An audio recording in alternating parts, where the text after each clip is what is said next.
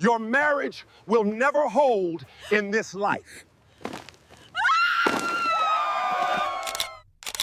He called his crew to destroy the wedding of her ex-wife. The result will shock you. He didn't come to celebrate. He came to destroy. The wedding hall was glowing. Flowers, music, laughter. Her smile was real this time. She was finally moving on. What she didn't know was that her ex-husband was already outside. Phone in hand, voice low. Calling the crew, he swore he would never need again. He told them one thing. End this wedding. Tonight. They weren't guests. They weren't family. They were there to turn joy into chaos. But fate has a cruel sense of timing. Because just as the plan was set in motion, a truth he never expected walked down the aisle. And in that moment, revenge met consequence. What happened next didn't just stop the wedding. It exposed secrets, shifted power, and changed every life in that room forever. Stay with me, because the result of what he started will shock you. Welcome to Ocean of Tales. Kindly watch, comment, and subscribe on this channel. We will be grateful if you help us do this. We will be notifying you when we drop a new video. Don't forget to tell us where you are watching from. Before we move to the main story, if today is your first time of watching our video, please subscribe. Cold air from the venue's industrial AC rolled out each time the glass doors slid open, mixing with perfume, Sia smoke from the parking lot, and the faint salt of Lagos' evening breeze, as Kunle Adebayo stepped out of his black Prado and stood still like a man who had walked into the wrong life.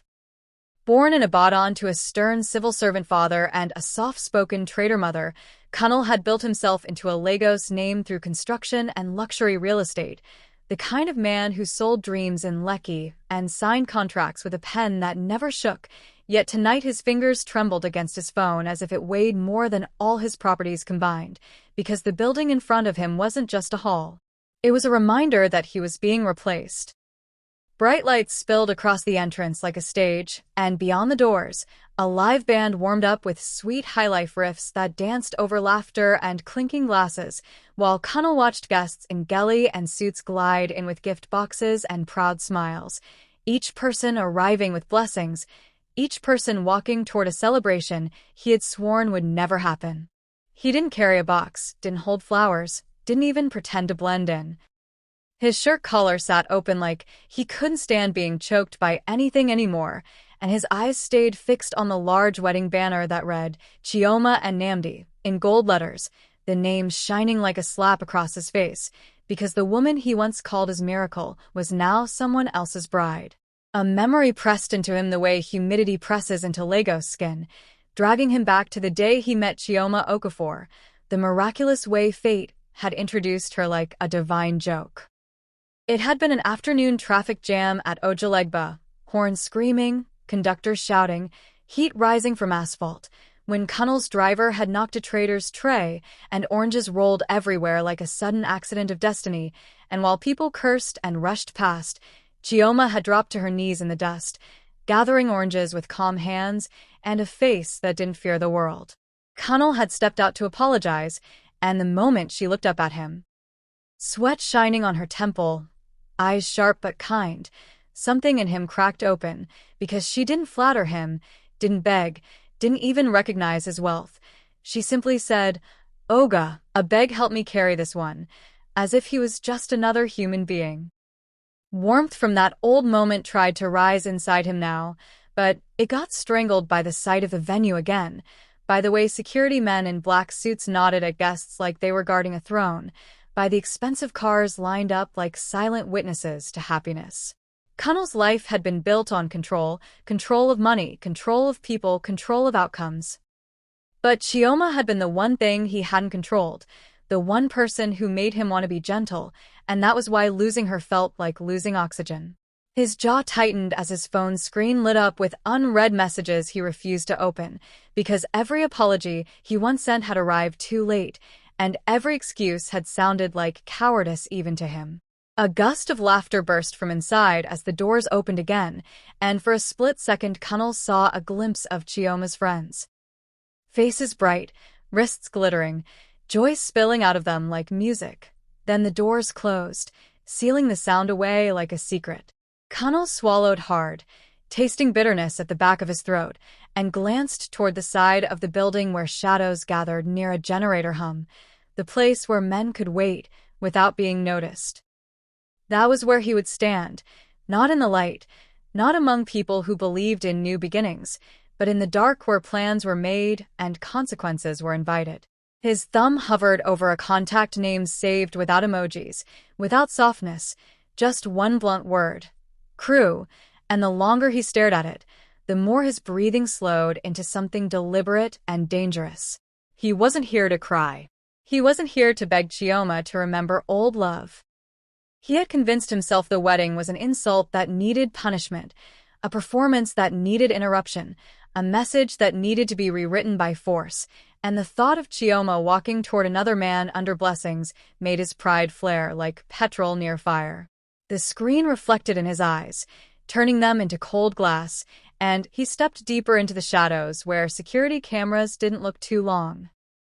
A car door slammed somewhere behind him, heavy and final, and Kunle's head turned sharply, because footsteps were approaching, slow, familiar, and confident, like someone who had been waiting for this moment too. The person stopped just close enough for Kunle to smell cigarette smoke and expensive cologne, and a voice murmured his name as if it carried both loyalty and a warning, making Kunle's fingers pause mid-call, because who else knew he would be here tonight?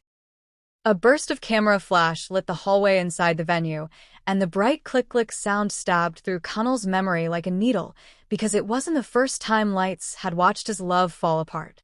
Born and raised with that Yoruba stubbornness that looks like confidence until it becomes pride, Kunle had always believed love was something you protect with provision, rent paid, bills cleared, dreams funded. Yet Chioma had needed something he didn't know how to give. Patience that doesn't come with conditions. The first months after their wedding in Lagos had been sweet like fresh zobo, late-night laughter, shared prayers, Chioma dancing barefoot in the kitchen while stew simmered and his shirt sleeves rolled up like he was finally living as a man, not just working as one, and he kept thinking, how did Ojalegba traffic bring me this miracle? Until the miracle began to ask for truth. A quiet morning rain once tapped the window of their Lekki apartment as Chioma sat on the edge of their bed, staring at her phone like it was burning her fingers, and Kunle felt the air change even before she spoke. She had found a message, just one, sent to his secondary line, the one he used for business, the one he insisted she shouldn't worry about, and in that message was a woman's voice trapped in text, playful, familiar, too confident. Kunle didn't deny it fast enough, didn't hug her fast enough, didn't even look ashamed the way a man should look when he's about to shatter someone's trust, and that delay became the crack that widened into a permanent tear, because Chioma wasn't fooled by money. She was offended by disrespect. When she asked who the woman was, Kunle's answer came out like smoke, thin, irritating, and impossible to hold. And the moment his words sounded like excuses, Chioma's eyes hardened into something colder than the rain outside. A chaotic Sunday in Surulere later turned their private pain into public noise, when an argument that should have ended in whispers spilled into the compound where neighbors leaned on railings like spectators at a match.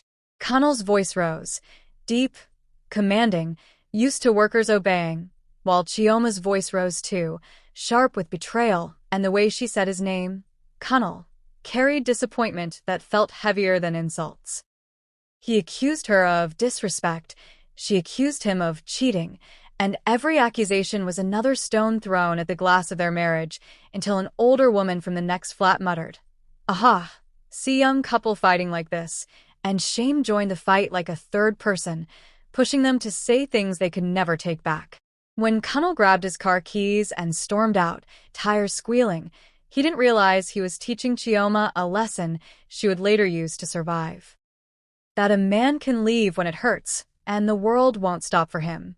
A dry evening in Ibadan became the turning point, the day Chioma traveled to see Kunle's mother to beg for peace, and returned to Lagos looking smaller, like someone had stolen her hope.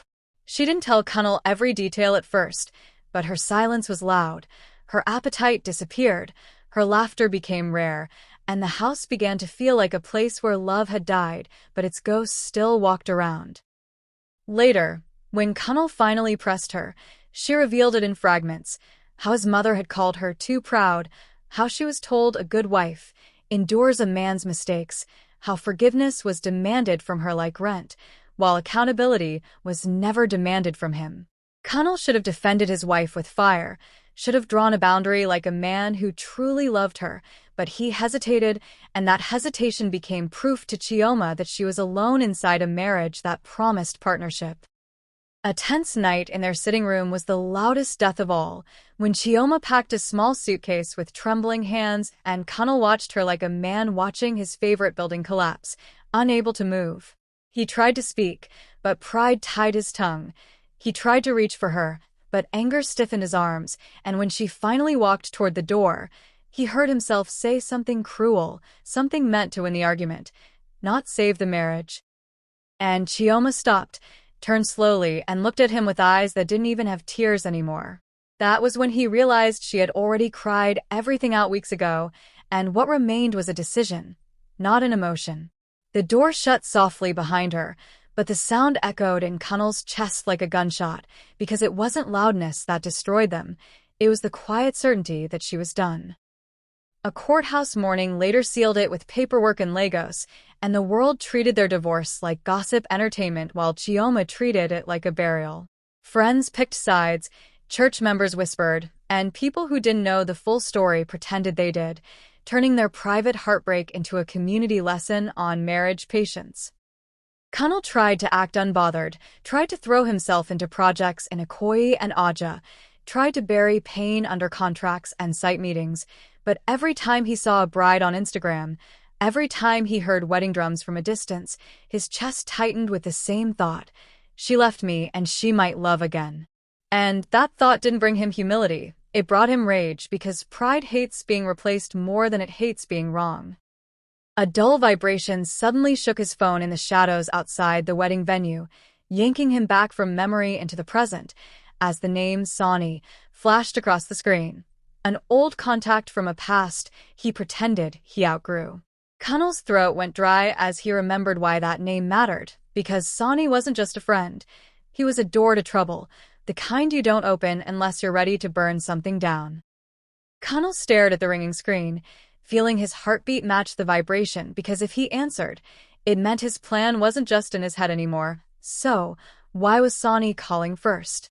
Soft gold light poured through the high windows of the event hall, washing over white drapes and crystal chandeliers as if the evening itself had been rehearsed, and Chioma Okafor stood at the center of it all with her hands clasped lightly in front of her, breathing in the calm she had waited years to feel.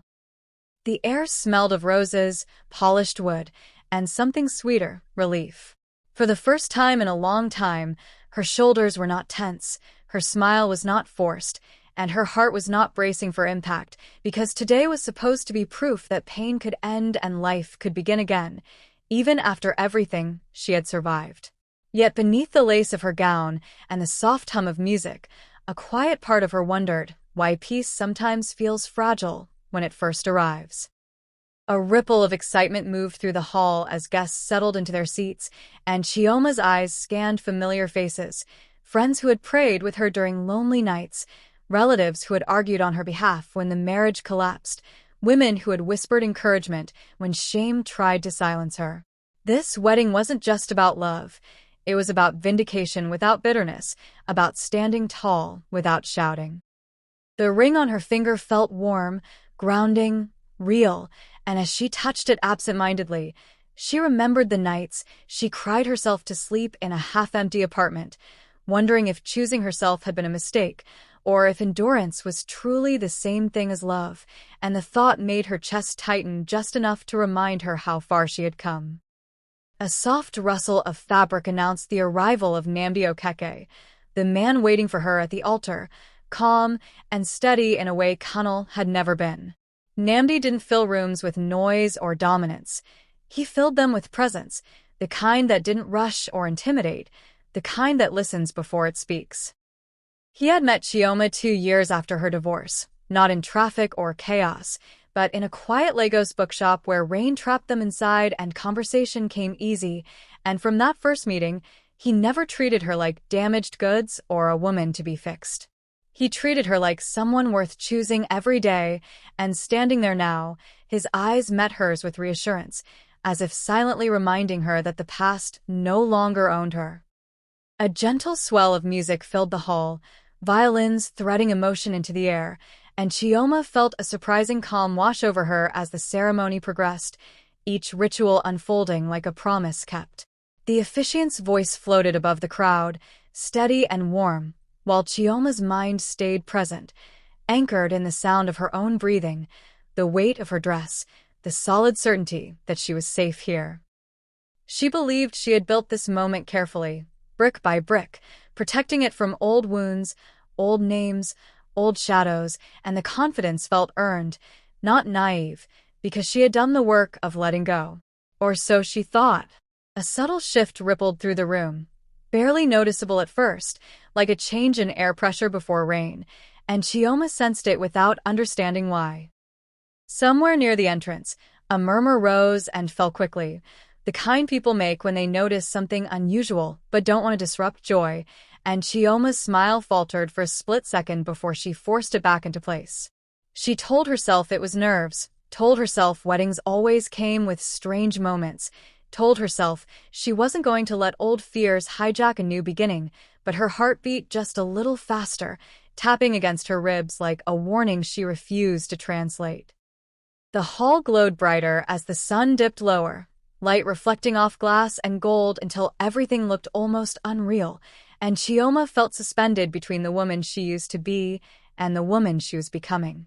She squeezed Namdi's hand gently, grounding herself in the present, unaware that the safety she felt had already been breached, not inside the hall, but just beyond it, by a man who still believed love was something he owned, not something he could lose.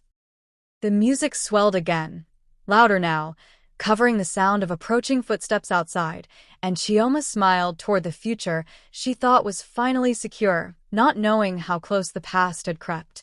A faint echo of movement brushed the edges of the room, too distant to identify, too close to ignore, and Chioma's gaze drifted instinctively toward the entrance, just as the music softened, because somewhere beyond those doors, a decision had already been made. One that would test whether this wedding was truly the end of her old story, or the beginning of a far more dangerous chapter. The generator's low growl vibrated through the concrete behind the venue, a steady mechanical breath that masked the sound of intentions being sharpened, as Kunle stepped fully into the shadows where the light from the hall thinned into long, uncertain lines. Heat clung to his skin despite the cool night air, sweat gathering at his temples, as if his body already knew the cost of what his mind was about to finalize. The glow from his phone carved his face into angles, jaw tight, eyes hollow. And for a moment, he stood there listening to the muffled joy inside, the laughter bleeding through walls like an insult, because happiness always sounds louder when it's not meant for you. A car passed slowly on the access road, headlights sweeping over Kunle's shoes and disappearing, and in that brief flash he saw his own reflection in the glass, older, heavier, less certain than the man who once promised forever. He inhaled deeply, tasting petrol fumes and dust, and unlocked his phone with a thumb that no longer shook, because hesitation had finished its work earlier, during the memories, during the shame, during the ringing name that had already tested his resolve.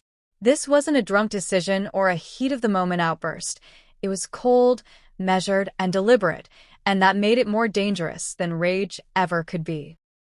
The contact list opened, familiar names sliding past like ghosts of old loyalties, until he stopped at the one he hadn't used in years, the one saved without emojis or affection. Kunle stared at it, letting the seconds stretch, because once this call connected, there would be no pretending he was just a hurt man watching from afar. His finger hovered, the generator hummed louder, and the music from inside rose in celebration at the exact same time, a cruel harmony that pushed him forward as if fate itself was daring him to choose the darker note. The call connected quickly, too quickly, and Kunle turned his back to the venue as if the building itself might overhear him. His voice came out low, stripped of emotion, each word placed carefully like bricks in a wall he planned to hide behind later. This wasn't about shouting orders. It was about clarity, about letting the person on the other end understand that tonight required precision, not chaos, embarrassment, not blood. Kunle had learned long ago that destruction didn't always need noise. It just needed timing. A light breeze brushed his face, carrying the faint smell of roses from inside the hall, and the contrast made his stomach twist as he continued speaking, outlining what needed to happen and what must not. No police. No permanent armes. Just enough disruption to stain the night forever, to turn joy into confusion, to make Chioma remember that the past doesn't release you simply because you ask nicely. As he spoke, his heart rate slowed, not because he felt peace, but because commitment has a calming effect once doubt dies, and Kunle realized with a start how easy it was to become this version of himself. A shadow shifted nearby, and Kunle glanced sideways to see Sani Musa leaning against a pillar, cigarette glowing softly between his fingers, watching him with a knowing half-smile that made Kunle's skin prickle. Sani didn't interrupt, didn't rush him. He simply waited, the way men who understand leverage always do, and Kunle felt a flicker of something like fear slip under his ribs, because Sani's presence meant this plan was already bigger than a single phone call. When Kunle finally ended the call, the silence that followed felt louder than the generator, heavier than the music, and far less forgiving. Sani pushed himself off the pillar and stepped closer, smoke curling upward as he spoke just enough to confirm Kunle's worst suspicion, that the wheels were already turning, that other men were already on the move, that tonight had crossed a line that could not be erased. Kunle looked back toward the glowing entrance, hearing applause swell from inside, and for the first time since arriving, a sharp question cut through his resolve. What if this doesn't end the way you think it will? Engines idled softly along the side street like animals trained to wait, their headlights off, their presence announced only by the faint vibration underfoot, as three unfamiliar cars slipped into position behind the event center with practiced ease. The men who stepped out moved without hurry, without excitement, dressed plainly enough to blend into any Lagos night, yet alert in a way that set them apart from ordinary guests. They didn't laugh, didn't check phones for selfies, didn't look impressed by the lights or the luxury.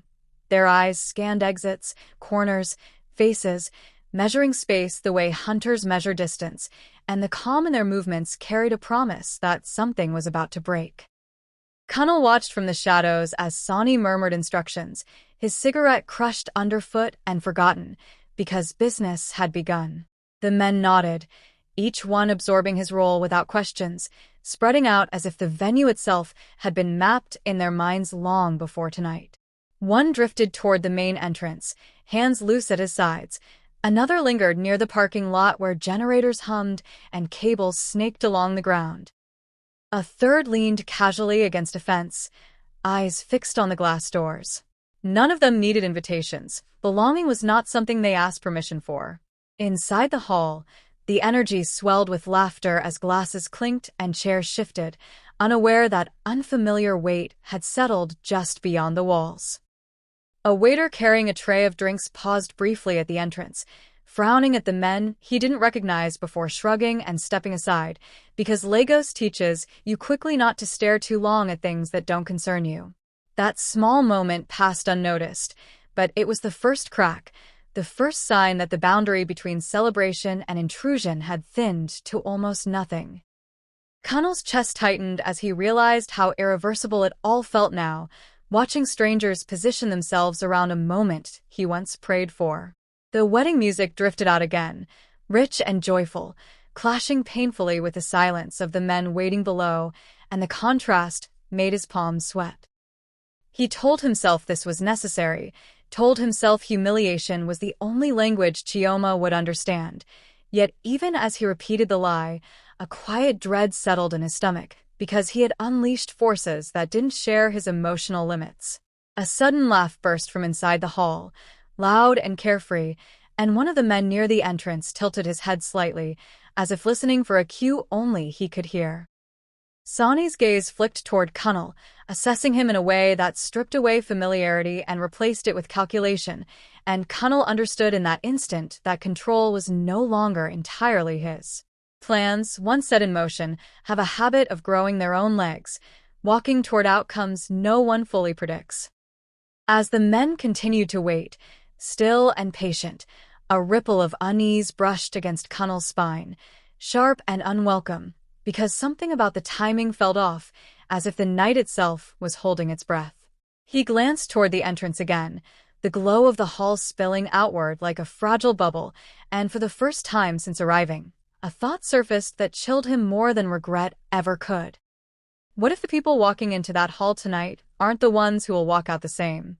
A soft scrape of chairs against polished marble echoed through the hall as guests adjusted their seats, the sound blending with low conversation and the distant hum of music, yet something invisible had shifted, something subtle enough to slip past laughter, but heavy enough to press against the chest. The joy was still there, bright and convincing, but it now carried a faint tension beneath it, like a smile held for too long. People glanced toward the entrance without knowing why, their instincts picking up a rhythm that didn't belong to celebration, and the air itself felt tighter, warmer, as if the hall had quietly locked its breath. A woman in a flowing asoebi leaned toward her neighbor and murmured something with raised brows, and though the words were lost to the music, the reaction wasn't. Heads tilted, eyes narrowed. A waiter slowed his steps, adjusting his tray as he glanced toward the doors again, noticing unfamiliar figures lingering just outside, too still, too observant. In Lagos, people learn to read danger the way they read traffic, quickly, without drama. And that quiet skill rippled through the room, spreading unease without panic, because no one wanted to be the first to name what didn't yet have a face. Chioma felt it too, a sudden weight in her chest that made her inhale deeper than necessary, her fingers tightening slightly around Namdi's hand. The smile on her face remained, trained and graceful, but her eyes flicked briefly toward the entrance, searching for reassurance she couldn't explain. She told herself it was nerves, that weddings always came with strange energy, yet her heartbeat refused to slow, drumming a warning against her ribs as memories of public scenes and whispered judgments brushed against her mind like unwanted ghosts. The music shifted into a softer key, a gentle melody meant to calm and center, but instead it sharpened the contrast, making every cough, every shuffle of feet sound louder than it should. Somewhere near the back, a man cleared his throat too often. Near the aisle, a woman adjusted her purse as if preparing to stand suddenly. These weren't dramatic gestures, just instinctive ones, the kind people make when their bodies sense trouble before their minds catch up, and the tension thickened, coiling silently between white chairs and floral arrangements. Outside, beyond the glass, one of the men shifted his weight, checking his watch as if aligning himself with an invisible schedule, and though the guests couldn't see him clearly, the unease he carried pressed inward like fog. Sani's voice drifted low and brief near Kunle, a reminder that timing was everything, that moments like this were fragile and easily broken. Kunle swallowed hard, his confidence thinning, because even he could feel it now, the night resisting him, the atmosphere refusing to cooperate the way he had imagined. A sudden hush fell as the officiant paused mid-sentence, waiting for a late arrival or a sound that had distracted him, and that silence stretched just long enough to make every heart in the room beat louder. Eyes turned fully toward the doors now, anticipation and confusion blending into something sharper, and Chioma's grip tightened unconsciously as she felt the future wobbles on its axis. Whatever was coming was close, too close to stop. And as the hall collectively held its breath, the question hung unanswered in the air. Was this just nerves, or the last calm before something unforgettable tore through the room? A sudden metallic click cut through the hush like a blade, sharp and unmistakable, as the heavy glass doors at the entrance shifted slightly before sliding apart, their smooth motion drawing every eye in the room as if pulled by the same invisible string. The music faltered, not stopping completely, but losing its confidence, and the officiant's voice trailed off mid-thought, leaving silence to bloom where celebration had been moments before. Heads turned in unison, curiosity tightening into alertness, because whatever had caused that interruption did not belong to the script everyone had rehearsed in their minds.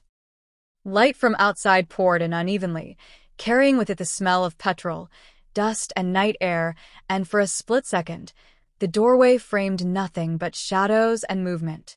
A few guests leaned forward, others stiffened, hands freezing mid-applause, because Lagos had taught them all that unexpected entrances rarely came with good news.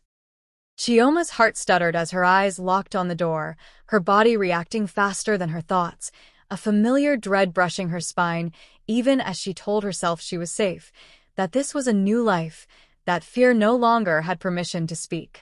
The first figure stepped in slowly, not rushing, not hiding, his presence heavy enough to quiet whispers before they could form. He wasn't dressed like a guest, yet he didn't look lost either, and that contradiction made people uneasy, because confidence without belonging is always suspicious. Behind him came another, then another, their footsteps soft against the polished floor, spreading out slightly as if the room itself were a space to be assessed rather than respected. Conversations died completely now, replaced by the low hum of the hall's cooling system and the sound of collective breathing. Chioma's fingers tightened painfully around Namdi's hand as recognition sparked in the deepest part of her chest, not of faces, but of intent. She had seen this kind of energy before, the kind that walks in without permission because it assumes compliance, and the realization sent a cold wave through her calm. Namdi felt it too, shifting subtly closer, his posture changing from relaxed to protective without a word exchanged, because some dangers announce themselves long before they act. From the back of the room, a chair scraped loudly as someone stood halfway before sitting back down, unsure of what to do, and that small, awkward sound seemed to break a spell, allowing whispers to creep back in like cautious insects. Eyes darted between the doorway and the altar, measuring distance, calculating escape routes, because joy had drained from the room as quickly as it had arrived, replaced by something raw and unsettled. The men near the door stopped moving now, standing just inside the threshold as if waiting for a signal only they could hear. Outside, hidden just beyond the reach of the hall's light, Kunle watched the silhouettes pause where he had imagined chaos would begin, and for the first time, his stomach dropped instead of tightening. This wasn't how he pictured it. The timing felt wrong, the energy heavier than expected, and the silence stretched longer than any rehearsal could account for. Inside the hall, every gaze remained fixed on the entrance, tension thick enough to taste, because whatever was meant to happen next had already stepped into the room, and no one knew whether it had come to interrupt a wedding, or to rewrite every truth attached to it. A soft murmur rippled through the hall as a final figure emerged from behind the men at the doorway, her presence cutting through tension not with force, but with familiarity that felt misplaced. She moved slowly, deliberately, dressed simply in a modest navy dress that stood in quiet contrast to the lace, silk, and glitter surrounding her, and yet every step she took pulled attention like gravity.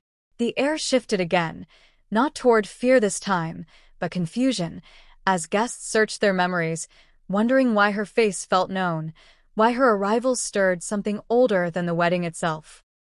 Chioma's breath caught sharply in her throat the moment recognition struck, sudden and painful, like a forgotten wound reopened without warning.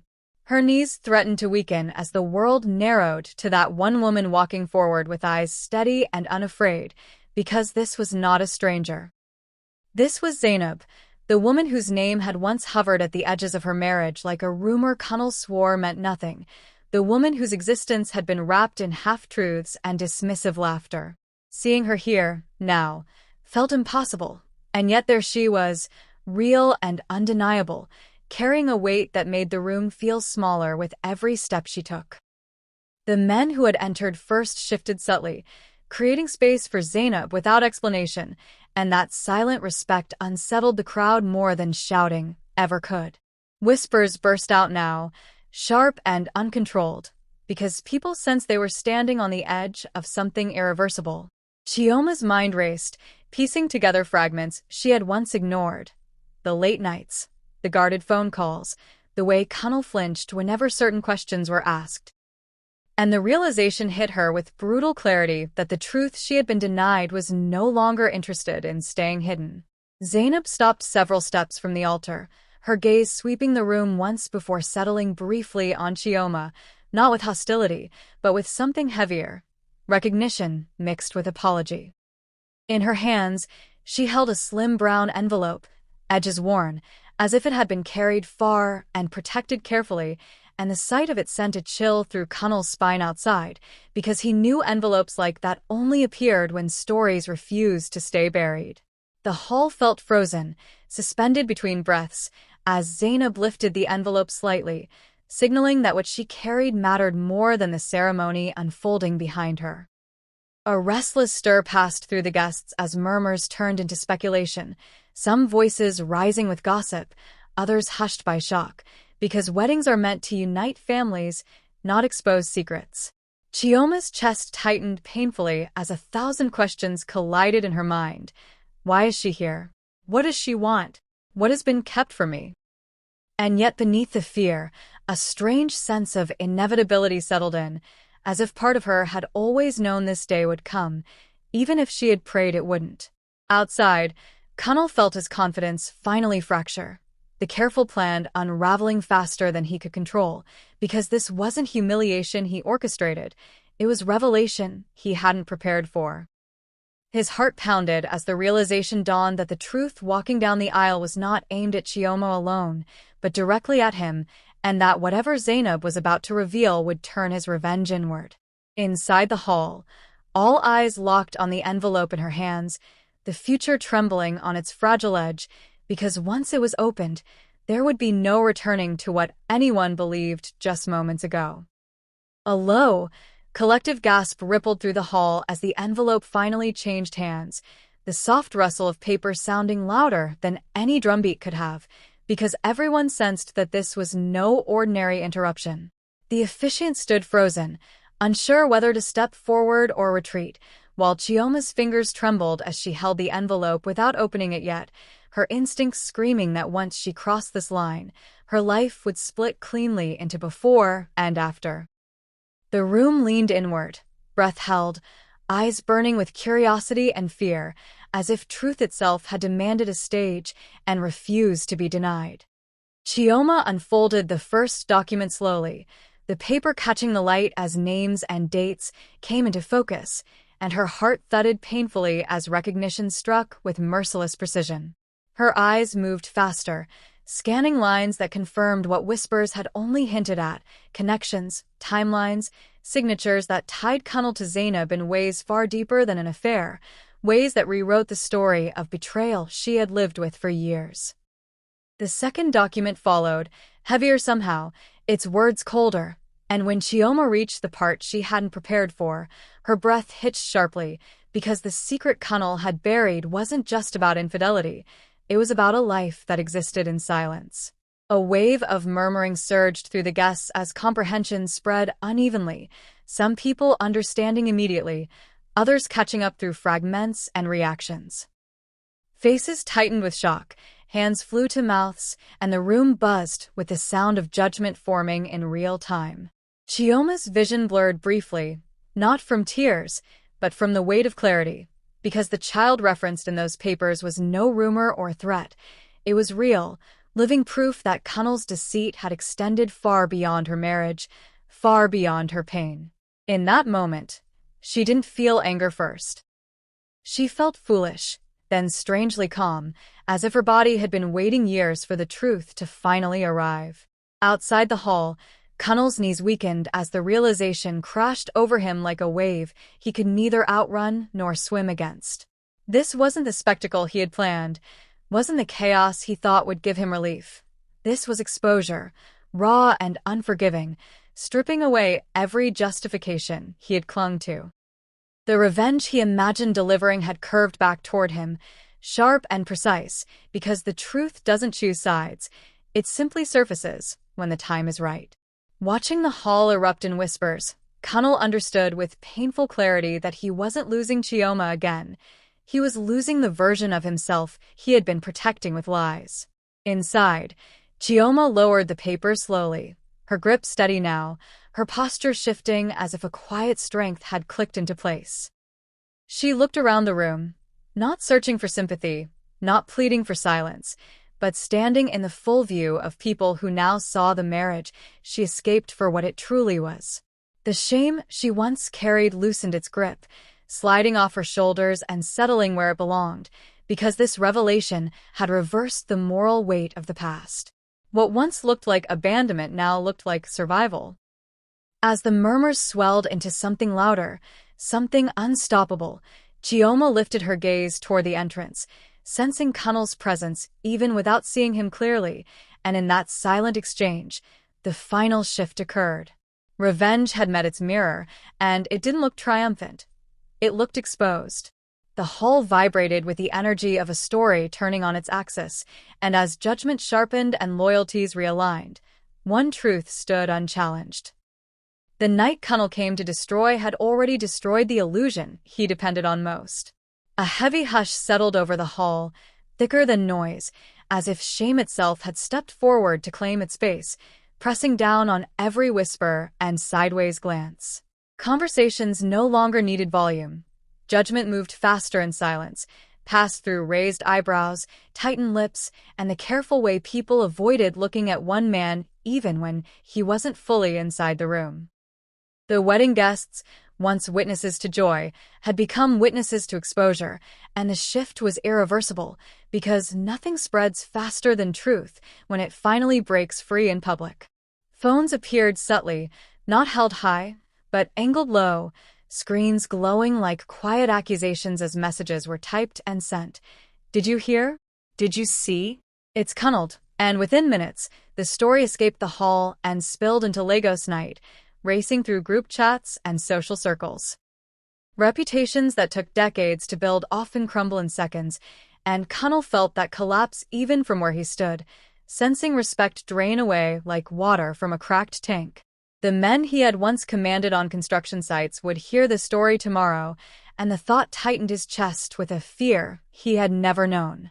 Inside, Chioma stood still, absorbing the room's reaction without flinching, her calm unsettling those who expected tears or collapse. Women who once questioned her patience now looked at her with a mix of pity and admiration, while men who had nodded knowingly at Kunle's version of events shifted uncomfortably, realizing how easily they had believed a convenient lie. The shame that once chased Chioma through church corridors and family gatherings had found its rightful owner, and the reversal was as quiet as it was devastating. Kunle finally stepped closer to the entrance, no longer hidden by shadows, and the moment his face became visible, the atmosphere changed again.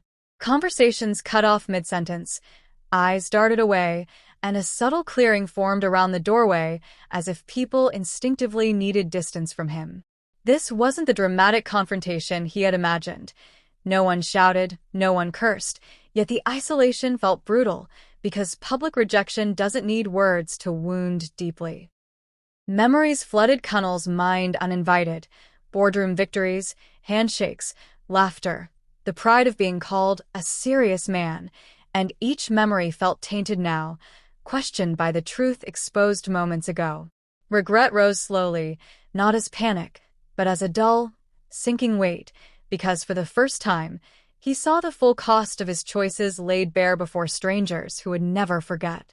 He had wanted to punish Chioma, but instead, he had punished himself in the most permanent way possible.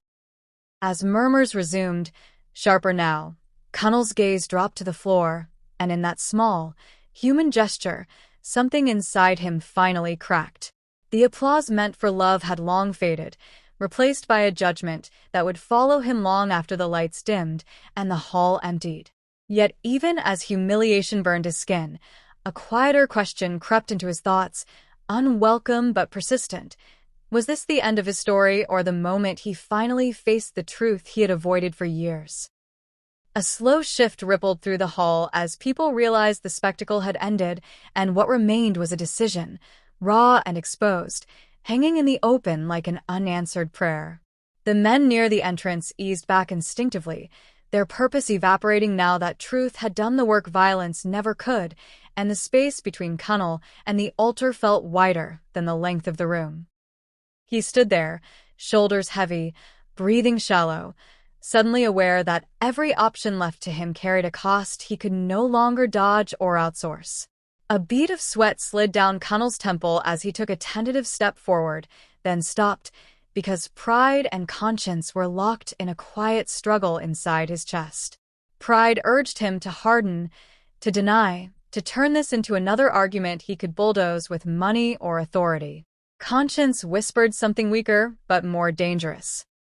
That the only way out was through humility, through admitting what he had spent years hiding. For a man who built his identity on control, surrender felt like standing naked in front of strangers who already knew too much. Chioma didn't look at him immediately, and that absence of attention hurt more than anger ever could. She focused instead on steadying her breath, grounding herself in the present, refusing to let his next move define her peace. That calm forced Kunle to confront an uncomfortable truth. He no longer had power over her reactions. Whatever he chose now wouldn't undo the past, wouldn't restore his image, and wouldn't earn automatic forgiveness. It would only reveal who he truly was when the masks had fallen. The room waited, not with anticipation, but with moral curiosity, because everyone sensed they were about to witness something rarer than scandal, a reckoning. Kunle felt the weight of eyes without needing to look up, felt judgment sharpen with each second of hesitation, and understood that silence itself was becoming a statement. This was the crossroads no plan could predict, the moment where destruction offered no reward and escape offered no dignity. He straightened slowly, spine aligning as if he had finally accepted gravity, and for the first time that night, his posture wasn't defensive, it was honest. The anger that fueled him earlier had burned out, leaving behind exhaustion and a fragile clarity, because sometimes truth doesn't arrive to punish, but to demand responsibility. Kunle realized he could walk away now, preserve a shred of denial, and live forever haunted by what-ifs. Or he could face the room, the woman he wronged, and the life he had fractured, knowing forgiveness might never come. As the silence stretched, thicker and more expectant, Kunle inhaled deeply, preparing to choose not the outcome he wanted, but the one he deserved. Whatever he did next would not save the wedding or erase the shame, but it would decide something far more permanent. The kind of man he would be remembered as once this night became a story people told long after the doors closed. The hall exhaled slowly, as if the building itself had grown tired of holding so much truth, and the tension that once felt sharp now softened into something reflective and final.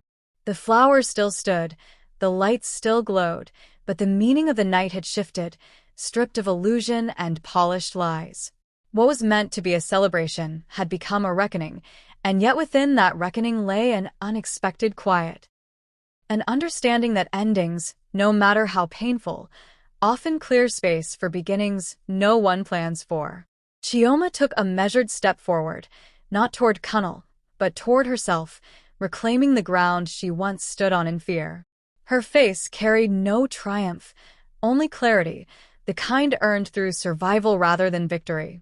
The woman who once doubted her worth now stood certain of it, aware that walking away years ago was not failure but foresight. Whatever happened next, whether the ceremony continued, paused, or transformed, she knew her life was no longer built on secrecy or endurance, but on truth freely chosen.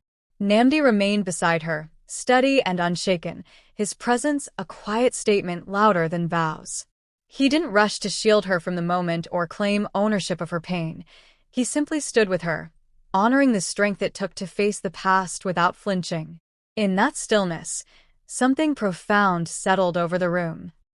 The realization that love doesn't compete with history, it respects healing. And for many watching, that understanding lingered longer than the scandal ever would. Kunle stayed where he was, no longer the center of attention, no longer the author of the night's meaning. The consequences he feared had arrived, not as chaos, but as distance, and within that distance was the first honest lesson he had learned in years. Some doors close not to punish, but to protect others from what you refuse to change. He had come to end a wedding, yet what ended instead was his illusion of control. As guests slowly shifted, murmurs turning into thoughtful silence, the future rearranged itself quietly. Some weddings don't end in joy. Some don't end at all. But some moments, unexpected, uncomfortable, irreversible, become the birthplace of courage, boundaries, and truth. The night would be remembered not for who tried to destroy it, but for who stood firm when everything else fell apart.